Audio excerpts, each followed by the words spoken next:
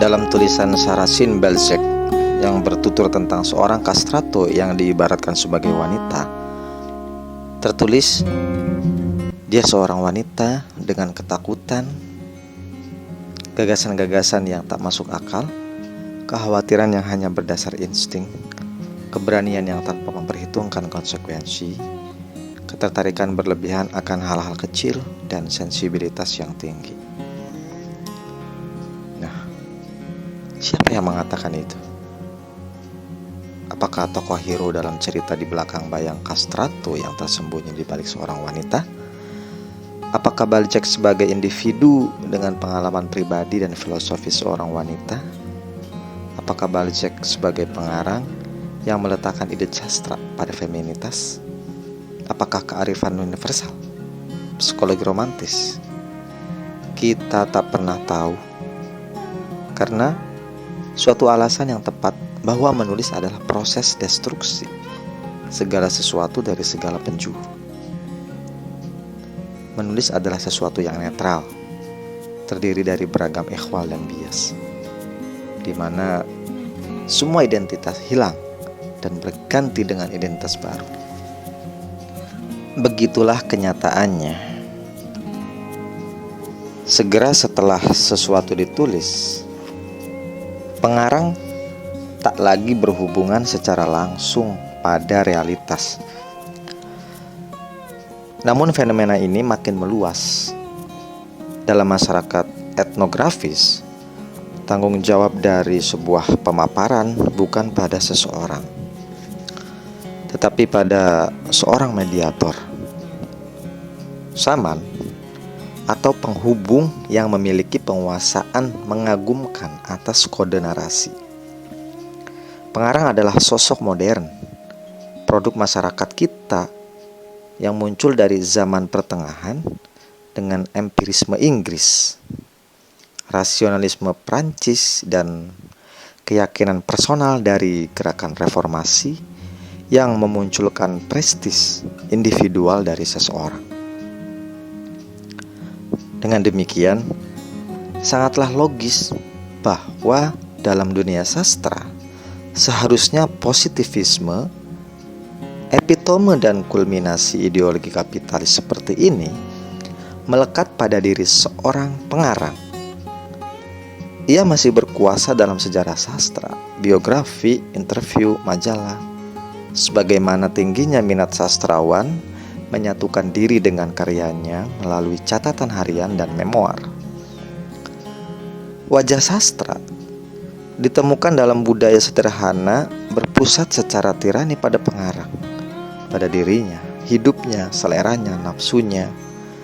Sementara kritik sastra masih bertahan pada pernyataan bahwa karya Baudelaire adalah kegagalannya sebagai manusia, karya Van Gogh adalah kegilaannya, dan karya Tchaikovsky adalah cerminan sifat buruknya. Penjelasan dari sebuah karya selalu dicari dari orang yang menghasilkannya, dan ini adalah hal terakhir yang dilakukan seseorang, yaitu sang pengarang yang ada dalam diri kita, melalui alegori transparan dari sebuah fiksi. Meski aliran pengarang tetap kuat, tidak perlu menyebutkan bahwa sebagian penulis telah lama berusaha melonggarkan keterikatan dengan teks. Di Prancis, Mallarmé adalah penulis pertama yang melihat pentingnya mengganti bahasa sebuah teks dengan bahasa kaum yang dianggap sebagai pemiliknya. Baginya dan bagi kita, bahasalah yang penting, bukan pengarang. Menulis adalah usaha mencapai tahap di mana bahasa menjalankan fungsinya, bukan tanda kutip saya. Mallarmé meminimalkan peran pengarang dalam hal kepenulisannya dan mengembalikan tempat pembaca. Valéry, sesuai psikologi ego, sangat melemahkan teori Mallarmé. Tetapi seleranya atas sesuatu yang klasik membuatnya menjadi retoris. Ia tak pernah berhenti mempertanyakan sang pengarang, dan interioritas penulis tampaknya hanya tahayul. Proust lepas dari karakter psikologis dari apa yang disebutnya analisis, terkait dengan kekaburan yang ekstrim dalam hubungan antara penulis dan tokohnya, dengan membuat narator bukan sebagai yang terlihat dan terasa atau bahkan sebagai pihak yang menulis, tapi dia yang akan menulis. Lelaki muda dalam novel ini tidak jelas berapa usianya dan siapa dia. Ingin menulis tetapi tak bisa. Novel ini berakhir justru ketika penulisan akhirnya menjadi mungkin. Proust memberikan warna epik pada penulisan modern dengan pembalikan yang radikal.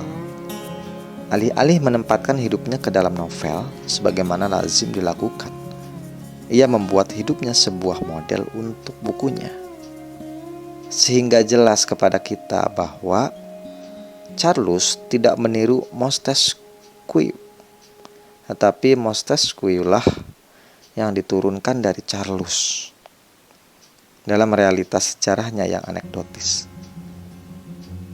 Surrealisme tak bisa memberikan tempat tertinggi pada bahasa. Bahasa menjadi sistem dan tujuan secara romantik, sebuah subversi langsung dari kode-kode ilusi, sebuah kode yang tak dapat dirusak, hanya tanda kutip dihentikan.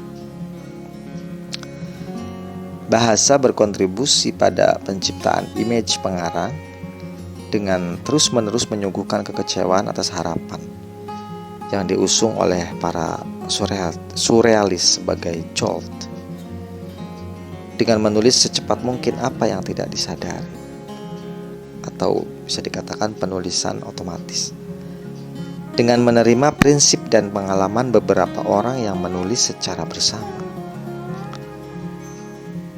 Lepas dari sastra, linguistik telah membuat destruksi pengarang dengan analisis bahwa pelafalan tak akan berarti tanpa adanya kebutuhan penutur akan hal itu. Secara linguistik, pengarang tak pernah lebih dari sekadar penulisan.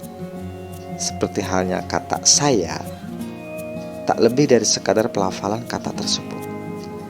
Bahasa mengenal subjek, bukan individu, dan subjek ini di luar pelafalannya membuat bahasa menjadi padu. Penafian pengarang, Brecht menyebutnya dengan istilah jarak yang unik. Pengarang mengecil seperti miniatur di panggung sastra, katanya itu ya. Tak hanya sebuah fakta sejarah atau sebuah proses menulis, tetapi mentransformasikan teks modern. Atau dalam kata lain, teks dibuat dan dibaca sedemikian rupa pada setiap level tanpa memandang kehadiran pengarang. Kesementaraannya berbeda. Pengarang selalu dianggap cermin bukunya. Buku dan pengarang secara otomatis berdiri di satu garis yang terbagi antara sebelum dan sesudah proses menulis. Pengarang merawat bukunya, artinya ia ada sebelum bukunya. Ia berpikir, menderita hidup demi buku tersebut, dalam hubungan yang sama dengan hubungan antara ayah dan anak. Sebaliknya, penulis modern lahir dengan teks yang ditulisnya, bukan subjek dengan buku sebagai predikat. Pada kenyataannya, penulisan bukan lagi pencatatan, notasi, representasi penampilan seperti yang dikatakan klasik, namun mengacu pada filosofi Oxford yang menyatakan performatif sebagai bentuk kata kerja yang langka, secara khusus dilakukan oleh orang pertama dalam kala kini, yang merupakan tindakan mengujarkan sesuatu, misalnya I declare of king, atau I sing of very ancient and sin put.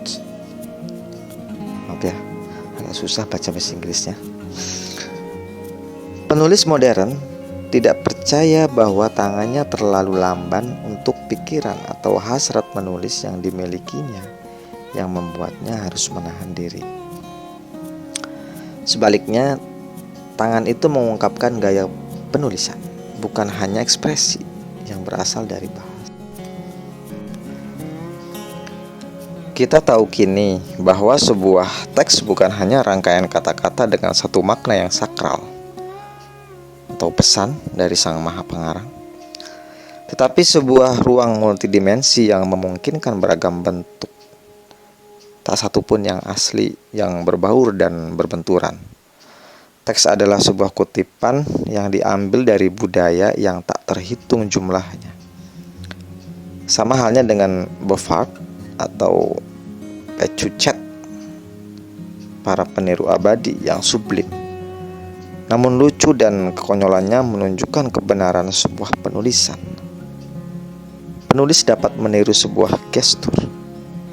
Satu-satunya kekuatannya adalah mencampur gaya penulisan yang saling melengkapi dengan tak pernah bertumpu hanya pada salah satu di antaranya. Jika ingin mengekspresikan dirinya, seharusnya ia tahu bahwa setidaknya jiwa dari sesuatu yang ingin ia terjemahkan adalah sebuah kamus. Kata-katanya bisa diterangkan melalui kata-kata lain, dan hal inilah yang terjadi pada Thomas de Quincey muda. Ia sangat mahir berbahasa Yunani untuk menerjemahkan ide dan image modern ke dalam bahasa yang sudah mati. Sebagaimana diutarakan oleh Baudelaire dalam Paradise Artificial. Ia menulis sebuah kamus yang lebih lengkap dibanding yang dihasilkan dari sastra murni. Penulis tak lagi berkarya dengan hasrat, humor, perasaan, kesan, namun lebih bergantung pada kamus ini yang menjadi sumber baginya menulis tanpa henti. Hidup tak lebih dari tiruan sebuah buku.